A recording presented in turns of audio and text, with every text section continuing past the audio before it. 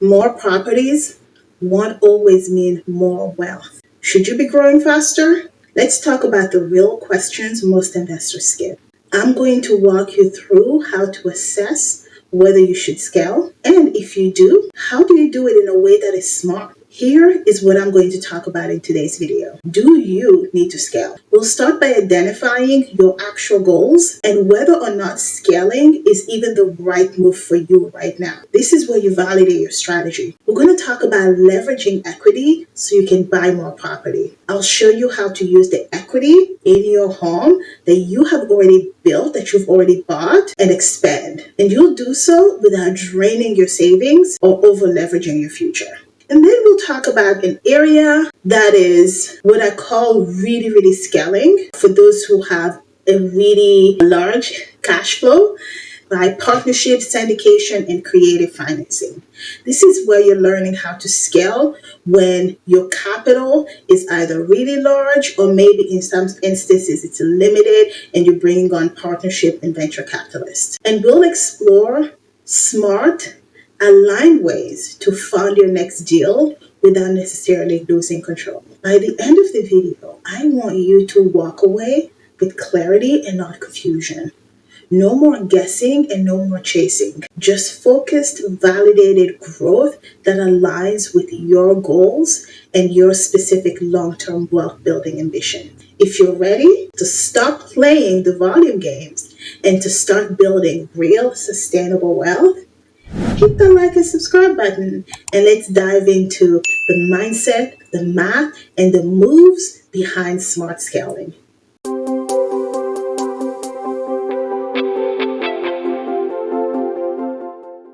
Welcome back to my channel, everybody. My name is Nandy. If you are new here, I'm so glad you found our little corner of the internet. Ours is a community of ambitious women who take action. We leverage our full-time jobs to build scalable businesses because we know wealth isn't an escape. It's a power move. So, my darling, if you are ready to turn your career into capital, your expertise into income, and your business into a legacy, you are in the right place. Let's move on to the issue at hand. Scaling a real estate portfolio is not just about acquiring more properties. It's about intentional growth that supports your financial independence, your lifestyle goals, and most importantly, your capacity to manage all of those properties well. Scaling for scaling volume without a clear defined strategy will absolutely lead you to burnout and exhaustion, because you will face financial strain and you will have mismanagement. There are so many stories of people who scaled up too quickly and it ended up hurting them in the butt. Bigger Pockets has a lot of these examples, especially today in 2025. In this section, I want to talk about you having clarity, you knowing when to scale, how much to scale, and why it actually serves your larger vision. So why exactly would you need to scale? I want you to start with the why. Are you wanting to build legacy wealth, or are you seeking financial freedom? Or are you just responding to pressures to do more without a really clear defined plan? Scaling is not a status symbol, I promise you that. You need to know your personal motivation. Based on that answer, you then need to understand, how many properties do I really need? You need to define your target. Is it rental income? Do you need X amount in rental income? Reverse engineer the numbers and the type of properties needed to meet that goal. For example, to generate $10,000 in monthly income in net cash flow, you would need to manage 20 low-income units or 4 well-managed mid-tier properties. There's no universal answer, just clarity of what works for you. For some people who don't really have the money, they might go the 20 property round. But for somebody like me with a full-time job, I don't have time to manage 20 properties. I might go for 4 mid-tier properties where it's costing me more to acquire the properties. It's probably also costing me more to renovate them. The income I'll be getting from them will be worth the investment. I also want you to assess your operational load. More properties means more tenants. It means more repairs. It means more systems to manage. Every unit you add will increase complexity, I promise you that. Can your current infrastructure handle more volume? Or will you need to invest in tools, staff, or partners? You see, bigger isn't always better. So I want you to think scalability versus simplicity. Sometimes a lean portfolio of 3 to 5 high-performing properties can outperform a bloated portfolio of 15 under-leveraged units. So focus on quality over quantity. Another thing I really want you to think about is your scaling strategy. Do you have an exit plan? Because your exit plan will influence how you scale. If you are holding properties long term for rental income, your approach will be very different from somebody who plans to reposition and exit every 5 years. So your end goal will define whatever strategy you choose. So when you're going into this and you're asking these questions, begin to ask yourself, where do I want to end up? The more intentional you are now, the more sustainable your growth is going to be, right? So strategy before scaling.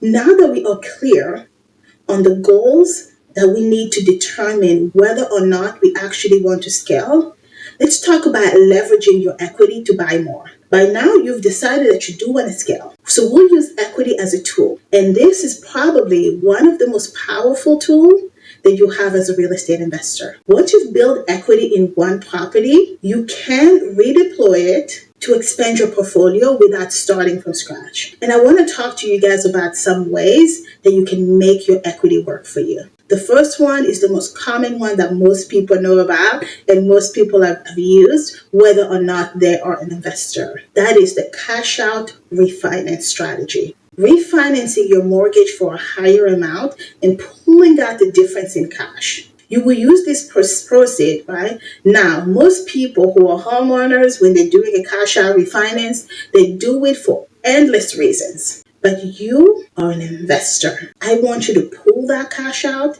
and use the proceeds for a down payment. You can also use it for renovation or even for some emergency reserves for your next property. This is really best for investors with a strong credit, a history of on-time payment, and a significant, most importantly, this is for investors who have a significant appreciation in their properties, and they can do that refinance without being in a negative in cash flow. You still have to be in the positive once you do the cash out refinance. The second tool at your disposal is the Home Equity Line of Credit, or the HELOC. This is a flexible revolving credit line that is tied to your property's equity. This is great for house flippers or for those who want immediate access to their capital without having to refinance. A HELOC can fund your payment and cover any type of holding cost, and this can also be used as a reserve fund. I can't say that word today for some reason, right? So you can use it as reserves. What we like about a HELOC is that it's not as strenuous as a home refinance, and you get to keep your interest. But a home equity line of credit will often have higher interest rate, and that interest rate can go up and down depending on market conditions. So you have to be very smart when you're using the home equity line of credit. But it's a great tool. And I also like it because it's almost like a credit card with your equity being the source of the funds. A third option is the 1031 exchange option.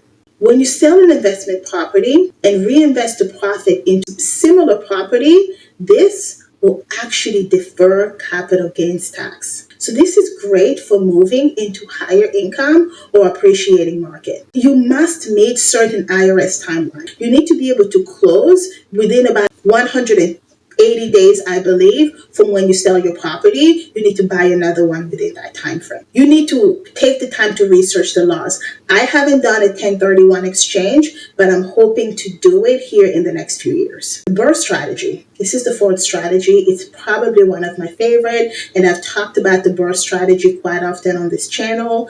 This is when you buy, you rehab, you rent, you refinance, and you repeat. So you're using many of these different strategies in order to scale your business. You will acquire a distressed property. You will fix up that property. you will place the tenant in there, and once you've placed that tenant, you will refinance it based on the new value of all of the fixes you've done, and then you'll repeat. What you are doing with the BRRRR is that you are extracting the built-in equity and you are reusing that as your initial capital on your next property. This is highly effective for the people who want to scale up very rapidly, but you don't have a whole lot of funds. So you're putting a little bit of time, energy, and sweat equity, and then what you're getting on the back end is something great, right? Another property to scale up your portfolio. The fifth strategy that I'm going to share with you is one that I will share, but I will also give you a caveat because it's a little bit more of an advanced strategy. I wouldn't suggest you do it as a beginner. That is the cross-collateralization strategy.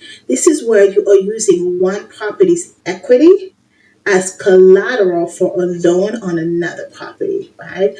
So this will reduce your need for cash reserves, but it ties multiple assets together.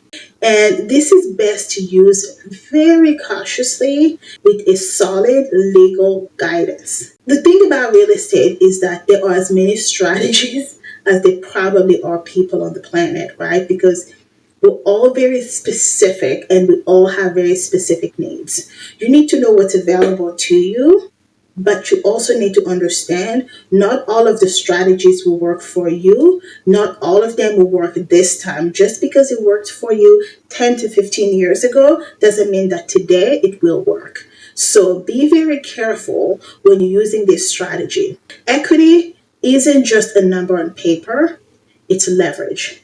And when you know how to use that leverage, and when you know how to tailor each project to your specific situation, you are going to be most likely, right, better positioned for success. So far, we've talked about strategies that requires you to either pull money from your own bank account or to pull money from your property so that you can fund and finance your next property. But there are also lots of different options where if you don't have the funds, or if you are somebody who does have the money, but you want to do really big projects, where you could scale faster by bringing in support from partners and syndication.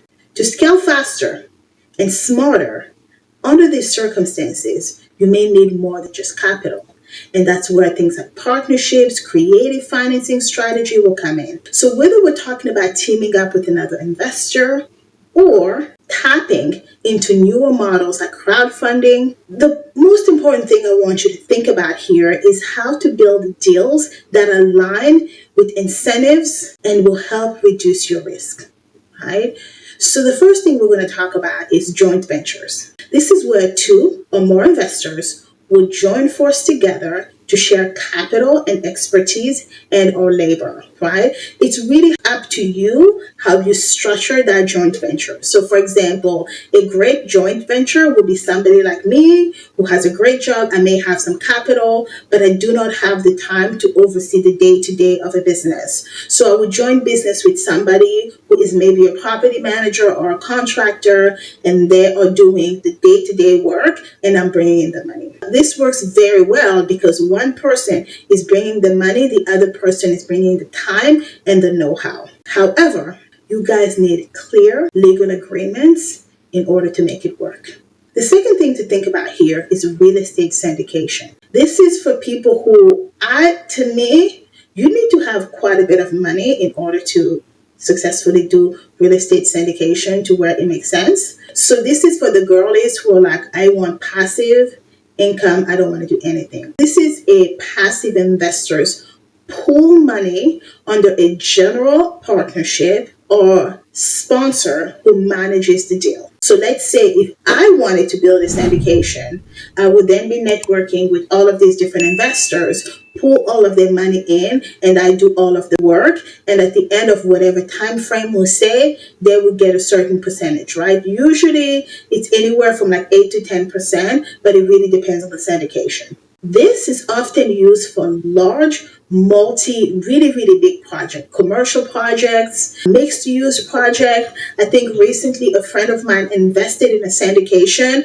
where the builder was trying to build an apartment complex right next to a shopping mall. So that is a pretty lucrative deal, but it requires a lot of cash in order to make it happen. So I think she may be invested like a few $1,000s, and every quarter she gets a check for whatever percentage she invested for. This will offer access to bigger deals without you having to deal with the day to day, right? So she's getting like her 8 to 10% every quarter, but she doesn't have to deal with the day to day.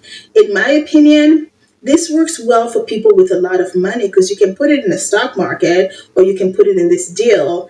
But the thing about syndications is that with a little bit more effort, you could make so much more than the 8 to 10 to sometimes 15% you get, right? 15% is being very generous. What I have seen has been around the 8 to 10% mark. The third one is seller financing. This is one of those strategies that we continue to talk about it as if it's popular, but nowadays it's a little bit more challenging to get these seller financing deals. They were big back after the crash because most of these properties really couldn't get funding from a bank. So a lot of sellers who own their properties but didn't really take care of it will do a seller financing deal with somebody who can make all the fixes and then refinance it through the bank because they didn't want to deal with it. These opportunities are still there, but they are rare. When you sell a financing, the seller will carry the note. They become the bank. And this allows the buyer to still pay an installment like they would pay for any other home. It reduces your reliance on traditional banks and it offers more flexible terms. And this is often useful when you're buying a property that wouldn't qualify for conventional loans. My parents live in a college town. That's the college town I grew up in. And it's full of slumlords. Sorry, it's the truth. It's a lot of owners who, for whatever reason, because sometimes when you hold a property for a long time, you're just like, I'm ready to get rid of it. I don't want to do a penny's worth of work to fix it up.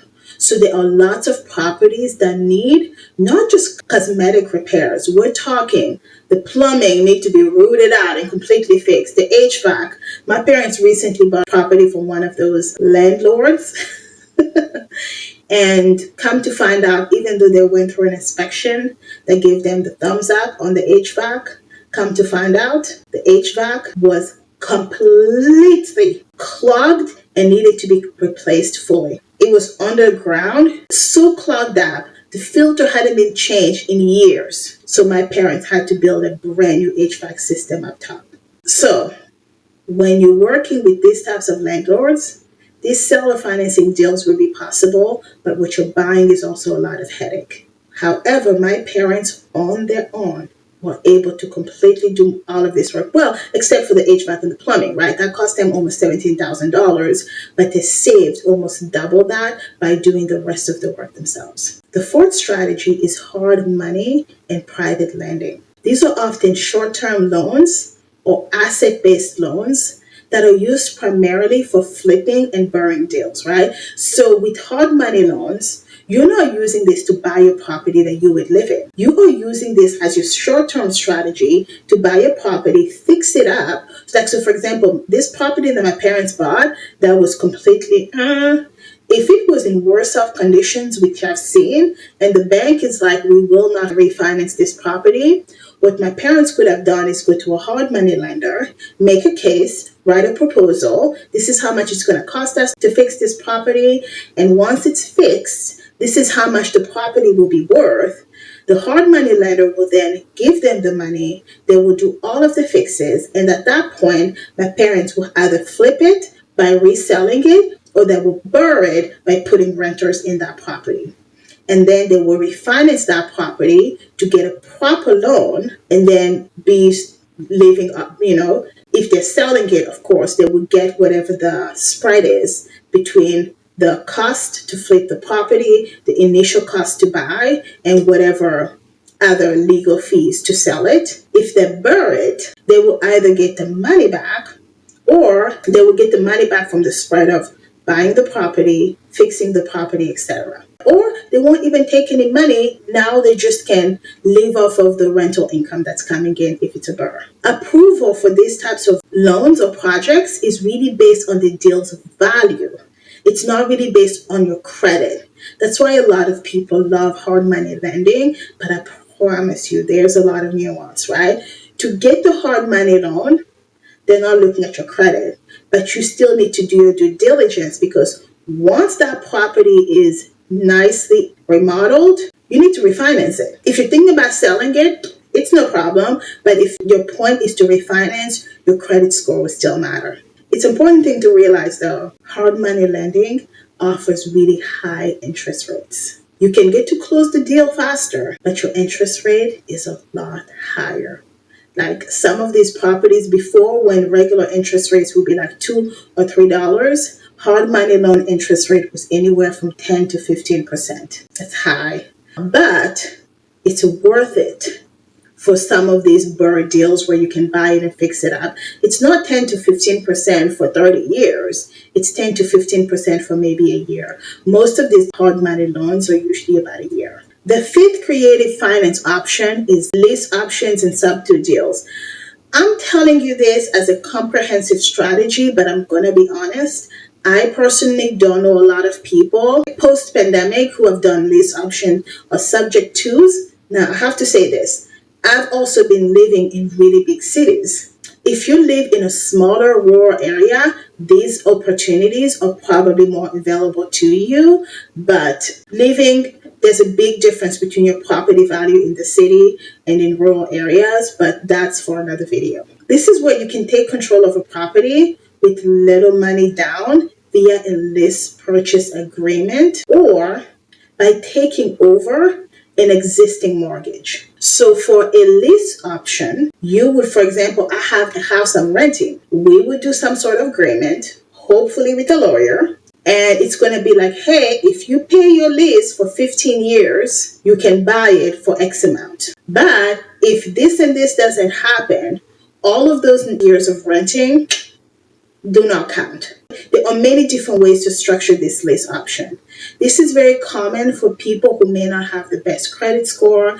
Like, so for example, people who don't have legal status, may not have paperwork, or people who may not have credit score for some reason are most likely going to subject themselves to a type of lease option. This is where you may subject yourself to being scammed. So this is one that I would only do with a lawyer, and like you have to do a lot of due diligence, right? We have enough option, and us as women in corporate America with options, with money, with funds, with good credit scores, this may not be an option we will move it into, but this could be an option we'll extend to other people, right? And subject to deals is when you take over an existing mortgage that already has a particular type of interest and you assume that mortgage, right? Now, circumstances under which you would do one or the other are really up to you. I don't see them coming by as much as they used to before, but it's an option that you can research and see if it works for you. And these tend to be ideal in slow markets with motivated sellers.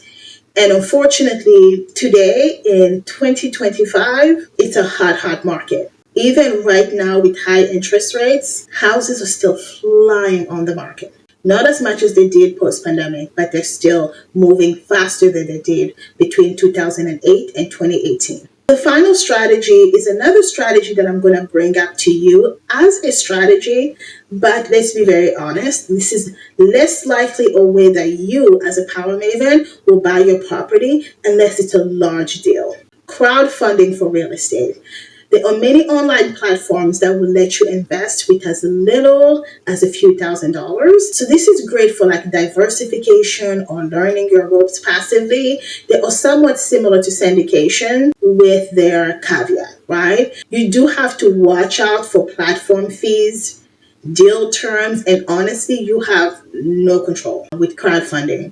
And you also may not have all the tools and the resources to do the right type of research with crowdfunding. So the last two strategies are strategies that I want you to be aware of as things that are possible once you become a little bit more experienced. You see, creative financing gives you more entry points, but with more options also comes more responsibility, and honestly, you need to be more careful about your risk.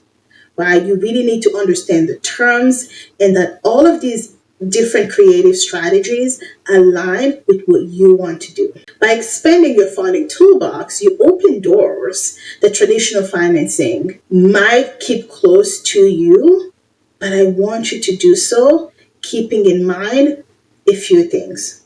So here are some important things that I will caution you. Scaling is not for everyone, and that's okay. In real estate and in business, knowing when to stop is just as powerful as knowing when to grow. More properties often will mean more complexity and more responsibilities. Your finances, your energy, it can and it will stretch your time, your finances, and most importantly, your energy. And I'm speaking from experience. You might find that owning two well-performing properties bring you more peace, more profit and freedom than managing 10. Recently, David Green, you should research him, has come out and he's talked about the reality of real estate investing. These are people I grew up idolizing, right? David Green and the other one who wrote the rental property. I'll try to leave a link here on both of their names. They started together doing the Bigger Pocket podcast. Brendan Turner, I think Brendan Turner. And both of them today will say the same thing. You see, the thing about social media, it exists to get us ginned up and excited about things so that somebody else can make money off of us. There's nothing wrong with it, right? Because sometimes you get to learn a lot about yourself. You get to learn about your own growth. But real estate, for all of the benefits it brings us, also has a cost. And if there's one thing we need to caution against overscaling or scaling too much, it's real estate. Your goal shouldn't be to hoard assets. It should be to build a life and a business you can actually sustain. And it should bring you some degree of joy and financial contentment. Don't scale because you feel pressure or you think that, wow, it's going to be so great for me to say I own 100 doors. No, it's not. Because trust me, in real estate, you are better off owning one property for $10 million than 100 properties for $2 million. Scale because it serves your mission. Let's close this out. Scaling your portfolio is not just about acquiring more property. It's about acquiring them in a way that is smart. And I'm hoping that in this module, I challenge you to ask the right questions and to get clarity on what the best scaling strategies are. Real estate will always reward the strategic. And I know I'm probably overusing the word strategy throughout this whole series and on my channel in general, because to me, success happens because you're intentional. And intentionality and strategy go hand in hand. If you scale with clarity, every property becomes more than a building. It becomes a move towards freedom. Now you decide, why are you growing? Are you growing just to grow, or are you growing to build something that will last and that will truly align with your personal vision of your own long-term financial trajectory? If this video gave you a new perspective on what it really means to scale, please share it with a friend who's chasing growth but needs clarity more than speed. Make sure, however, that you hit the like and subscribe button for more strategy and content created specifically for women leading with purpose. And if you want ongoing support, real conversations, and a community that grows with intention, the link to the Power Move Collective is down below. We would love for you to join us. Thank you so much for joining me on this great series on real estate. I will have more videos on real estate coming up. We talked a lot about the strategies, the know-how, the steps. I want to start digging next into the paperwork that you need at each and every single one of these stages. Thank you so much, my darlings, and I will see you in the next video.